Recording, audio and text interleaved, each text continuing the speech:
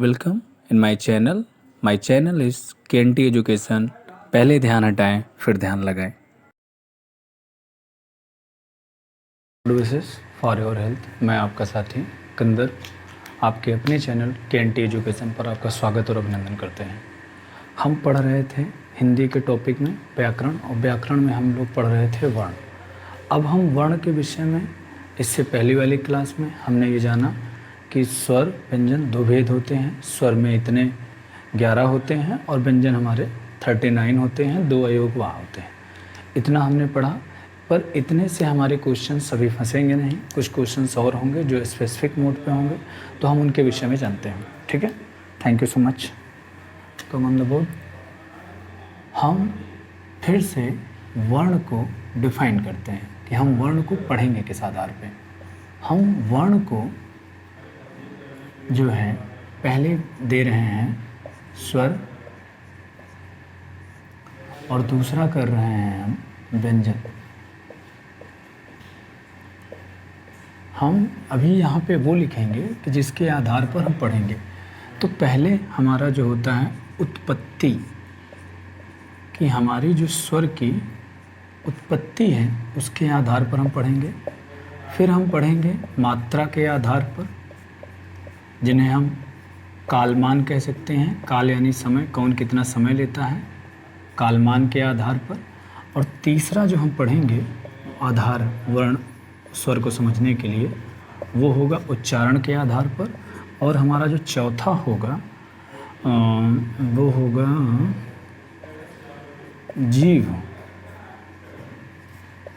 जीव के आधार पर पढ़ेंगे।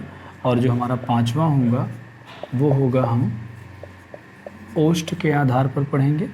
और जो हमारा 6 होगा वो होगा मुख विवर, मुख के खुलने के तरीके के आधार पर पढ़ेंगे। पहला हमारा होगा उत्पत्ति के, फिर कालमान और मात्रा के, फिर उच्चारण, फिर जीव, फिर ओष्ठ, फिर मुख विवर के आधार पर। और हम व्यंजन में पढ़ेंगे। पहला पढ़ेंगे सामान्य व्यंजन क्या क्या हैं, उनके विषय में जानने का प्रयास करेंगे। फिर दूसरी बात जो हमारा पढ़ेंगे वो हमारा विषय होगा प्रयत्न के आधार पर हम पढ़ेंगे।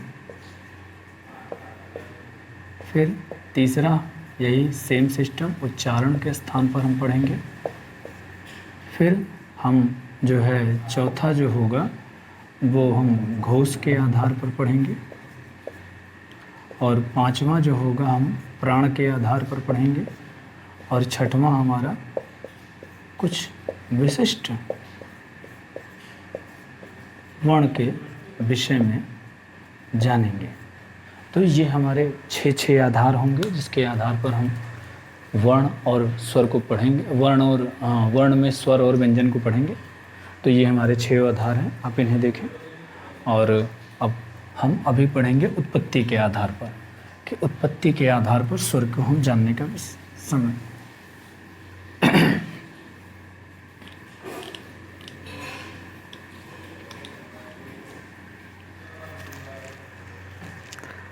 हम दिखाते हैं कि उत्पत्ति के आधार पर स्वर। हमारा जो मेन टॉपिक है वो यही है कि हम उत्पत्ति के आधार पर स्वर को पढ़ने चल रहे हैं। अब हम उत्पत्ति के आधार पर स्वर पढ़ेंगे, तब हम पढ़ेंगे कि स्वर की उत्पत्ति किन किन तरीके से हुआ। तो वो 2 तरीके से हुआ। एक तो मूल स्वर थे,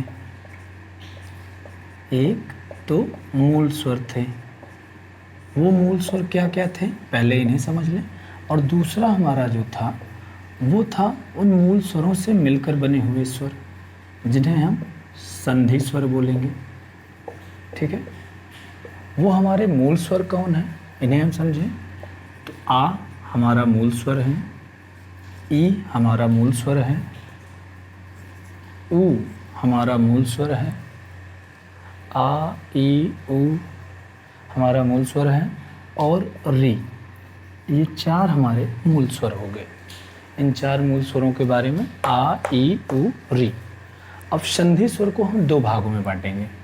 जो पहला हमारा स्वर होगा वो होगा दीर्घ स्वर। दीर्घ स्वर दिखाई दे रहा, दीर्घ स्वर। पहले हम पढ़ेंगे दीर्घ स्वर के। और दीर्घ स्वर में क्या है कि ये आ और इस बड़े आ के छोटे आ को जोड़ने के बाद हमारा बड़ा आ बनता है, तो ये हमारा दीर्घ स्वर कहलाता है। फिर छोटी ई प्लस छोटी ई का जब मिलान करते हैं तब हमारा बनता है बड़ी ई, ये हमारा दीर्घ स्वर कहलाता है। और फिर हम जब छोटा ऊ प्लस जब छोटा ऊ मिलाते हैं तब हमारा बनता है बड़ा ऊ, और इसका प्रयोग करते हैं। और एक आता है री को, फिर जब री से जोड़ते हैं तब यहाँ पर हमारा डबल री बनता है। हालांकि इसका प्रयोग ना के बराबर है, पहले होता था, अब ये बाहर हो गया है। अब संयुक्त स्वर आते हैं दीर्घ स्वर के बाद। अब आएंगे हमारे संयुक्त स्वर। संयुक्त स्वर में क्या होगा कि ये हमारा आ एक बार ई से जुड़ेगा और दोबारा यही आ हमारा ऊ से जुड़ेगा। एक बार हमारा स्वर इससे जुड़ेगा, फिर हमारा ई से, जब ई से जुड़ेगा तो ए बनाएगा, और जब ऊ से जुड़ेगा तो ओ बनाएगा। और ये ए फिर से छोटे आ से जुड़कर ए बना लेगा, और ये ओ जो है फिर छोटे आ से जुड़कर औ बना लेगा। तो हमने यहाँ पे पढ़ा हुआ है कि 4 यहाँ पे मूल स्वर हो गए हमारे। कलर चेंज कर लेते हैं ताकि आपको देखने में सुविधा हो। 4 हमारे मूल स्वर हो गए, और 7 चूँकि इसमें 4 है और ये 3 है, मैंने कहा कि ये मान्य नहीं है, तो 7 हमारे संधि स्वर हो गए। ठीक है, हमने ये पढ़ा कि 7 जो है हमारे संधि स्वर हो गए और 4 हमारे मूल स्वर हो गए। तो जिनमें आ, ई, ऊ, री, और दीर्घ स्वर संधि स्वर में 2 भागों में हमने डिवाइड किया। एक हमारा दीर्घ स्वर था और दूसरा हमारा संयुक्त स्वर। दीर्घ स्वर में क्या हुआ कि ये आ दोनों छोटे आ मिलके बड़ा आ का निर्माण किया, छोटी ई मिलके बड़ी ई का निर्माण की, छोटा ऊ मिलके बड़ा ऊ का निर्माण किया, री मिलके बड़ी री का निर्माण किया। लेकिन बड़ी री का प्रयोग अब हिंदी में नहीं होता, संस्कृत में होता है। तो फिर यहाँ पे ये तो दीर्घ हुआ, जब सेम सहागोत्री मिल गए तब यहाँ पे सेम एक सिस्टम में चला। जब अब यहाँ पे अलग है कि आ एक बार छोटी ई से और एक बार ऊ से मिलेगा, तो जब आ छोटी ई से मिला तो ए का निर्माण किया, और फिर ए ने बड़ा छोटे आ के साथ में ए का निर्माण कर दिया। फिर आ ने जब ऊ के साथ संबंध बनाया तो ओ का निर्माण हुआ, और जब ओ ने छोटे आ के साथ संबंध बनाया तो औ का निर्माण हुआ। अब इस तरह से हमारे उत्पत्ति के आधार पर जो हमारा स्वर था वो पॉइंट खत्म हुआ। तो ये हमने जब भी वर्णों के जब डिफाइन किया था तो इसमें पहला पॉइंट यही था उत्पत्ति के आधार पर स्वर। तो पहला उत्पत्ति के आधार पर स्वर हमने बता दिया। अब हमारा जो दूसरा पॉइंट आएगा वो होगा मात्रा और कालमान के आधार पर स्वर। मात्रा और कालमान के आधार पर स्वर।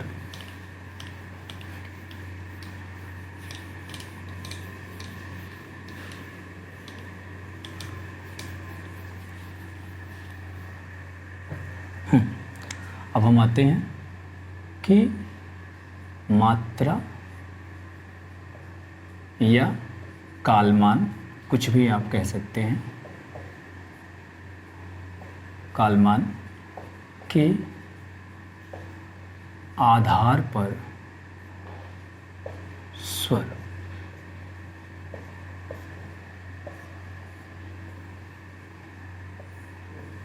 मात्रा या कालमान के आधार पर स्वर। अब हम इसको 3 भागों में बांटेंगे। हमने कल बताया था कि मात्रा 3 होती है। तो पहला हमारा जो मात्रा होती है वो होती है ह्रस्व। दूसरी जो हमारी मात्रा होती है वो होती है दीर्घ, और तीसरी जो हमारी मात्रा होती है उसे हम बोलते हैं प्लुत। जो हमारा तीसरा होता है वो प्लुत होता है। तो इसमें बहुत आसान सी बातें हैं कि छोटा आ, ई, छोटा ऊ और री, ये 4 वर्ण हर्ष में आते हैं। और जितने भी हैं, जैसे बड़ा आ हो गया, बड़ी ई हो गई, बड़ा ऊ हो गया, रीथा ही, ये ए, ये ए, ये ओ और ये आओ,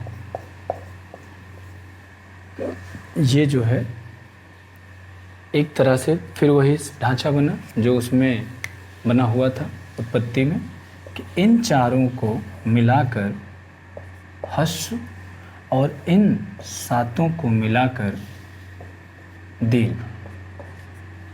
इसमें कोई आता नहीं है, एक प्लुत का सिंबल टाइप का रहता है जिसे हम इस तरह से बनाते हैं, जो कि पहले ओम में